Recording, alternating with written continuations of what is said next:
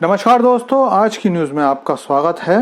दोस्तों, पिछले 75 सालों में भारत के साथ पश्चिमी देशों ने एक खास चाल लगातार चली और वो ये कि भारतीय बाजार में अपने प्रोडक्ट्स पूरे जोर शोर से लॉन्च किए और अगर भारत ने कभी इसे मना करने की कोशिश की तो इन्होंने हर हथकंडा अपनाकर भारत जैसे दूसरे विकासशील देशों को मजबूर किया कि वो इनके प्रोडक्ट्स को अपने बाजारों में आने दें।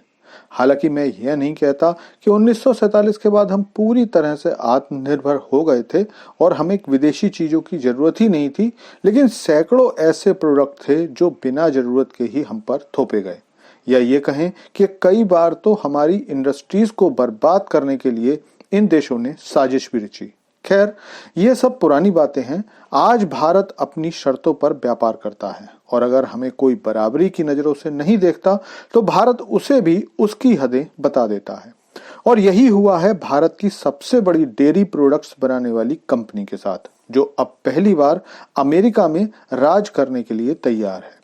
तो क्या है ये खबर और कैसे भारत का अमूल ब्रांड अमेरिका तक पहुंचा, सारी बात करते हैं। लेकिन आपसे रिक्वेस्ट है कि चैनल को सब्सक्राइब कर लीजिए, क्योंकि यहाँ आपको डिफेंस, फाइनेंस और फॉरेन पॉलिसी पर वीडियोस रोज मिलती हैं। तो दोस्तों, आज की खबर ने हर उस भारतवासी का सीना चौड़ा कर दिया जिसे लगता था कि भारत कब तक पश्चिमी देशों और वहां के व्यापारियों के माल का एक तरफा इस्तेमाल करता रहेगा, क्योंकि अधिकांश क्षेत्रों में ये देश भारतीय व्यापारियों को अपने देश में जमने का मौका नहीं देते थे। और यही हो रहा था भारतीय डेयरी प्रोडक्ट्स के साथ। तो दोस्तों, आज खबर आ रही है कि फाइनली भारत का सबसे बड़ा dairy product brand Amul America में लॉन्च हो गया है और फिलहाल ये वहां पर अमूल ताजा दूध बेचेगा।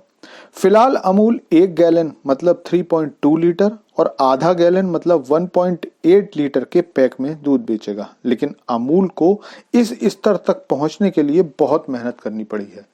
अगर भारत की लीडरशिप मजबूती से निर्णय नहीं लेती तो यकीन मानिए अमूल तो अमेरिका नहीं पहुंच पाता, बल्कि भारत के बाजार पर भी अमेरिका और यूरोप की डेयरी कंपनियों का कब्जा होता। और इसीलिए मैं हमेशा कहता हूं कि किसी भी देश की लीडरशिप जितनी ज्यादा मजबूत और दृढ़ निश्चय वाली होगी, वो देश उतना ही मजबूत होगा। दरअसल अमेरिका और यूरोप पिछले काफी सालों से भारत से ये कह रहे थे कि भारत को अपनी डेयरी प्रोडक्ट्स मार्केट खोल देना चाहिए, जिससे कि ये कंपनियां भारत में ऑपरेट कर सकें।